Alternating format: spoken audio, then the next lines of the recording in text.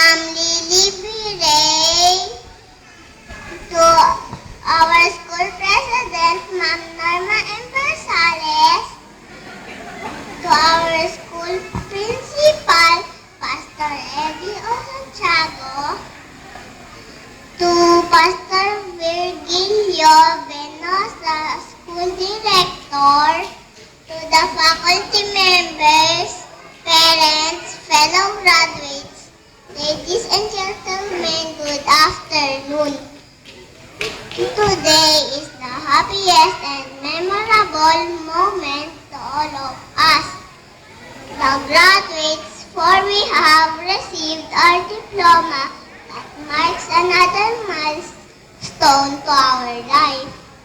This is the day that all of us had been waiting for, the graduation day. For our diploma is the key to open a new door to our life. Thank you to all our teachers. Your patience have made us grow as individuals.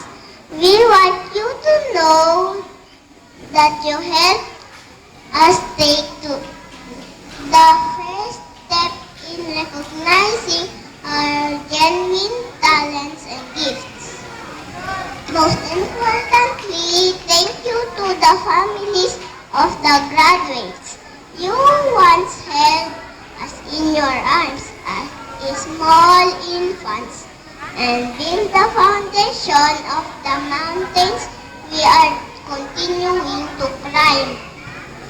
As the diplomas touch our hands, look closely to our faces because they will dictate 1,000 meanings. And I want to say this to my family who are always there on my side. A big thank you to my mama and papa, ate and kuya. I want to say this. Thank you so much and I love you. Once again, fellow graduates, congratulations and God bless us all.